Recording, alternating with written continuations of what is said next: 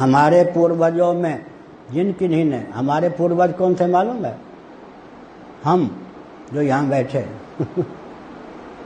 जो कैवल्य मोक्ष नहीं प्राप्त कर चुके, वो जीव फिर जन्म लेते या नहीं? हम लोग उन्हीं में हैं या नहीं? जब हम कहते हमारे पूर्वज ऐसे थे, ये ध्यान नहीं जाता कि उस समय हम ऐसे थे क्या? इस समय जितने प्राणी हैं वही तो कल 1000 1 लाख वर्ष पहले हमारे पूर्वज थे, हम ही थे ना।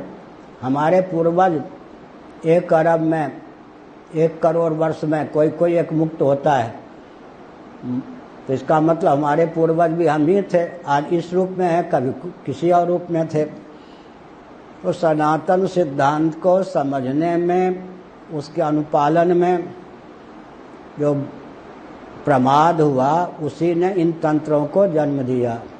जैसे बहुत अच्छा, देखिए उधर जाना है, तिहाड़ जेल में मैं बंद था गोरक्षा के लिए 1967 की बात। कुछ हमारे गुरुदेव स्वामी करपात्री जी महाराज भी तिहाड़ जेल में थे। शाम को एक पार्क में 500-700 श्रोता होते, पूज्य गुरुदेव रोज प्रवचन करते थे। दैव योग से एक दिन आर्य समाजी जो तिहाड़ जेल में थे, उन्होंने कहा महाराज आज स्वामी दयानंद जी का जन्मदिन है, आपकी अध्यक्षता में, पूज्य गुरुदेव की।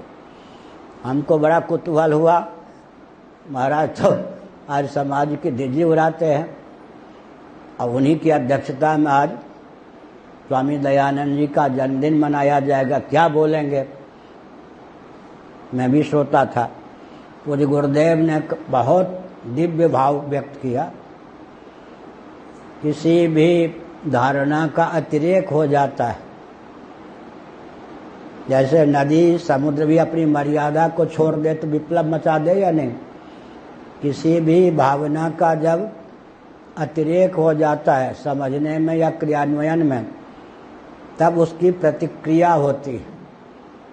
मूर्ति पूजा का, अवतारवाद का जो दुरुपयोग हुआ, अतिरेक हुआ उसके नाम पर, उस पर पानी फेरने के लिए स्वामी दयानंद जी का जन्म हुआ।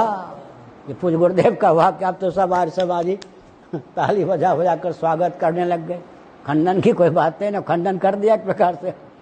इसका मतलब अगर मूर्ति पूजक सनातनियों ने विधिवत मूर्ति पूजा के स्वरूप को सुरक्षित रखते, अतिरेक ना होता भगवान के अवतार के नाम पर, तो दयानंद जी की कोई उपयोगिता ही नहीं थी। खंडन भी कर दिया बिना, सबसे ताली भी बज गई। ठीक है या नहीं? ऐसे वर्णाश्रम धर्म को समझने में जो और अनुपालन में जो प्रमाद हुआ, उसी का फल दयानंद जी थे।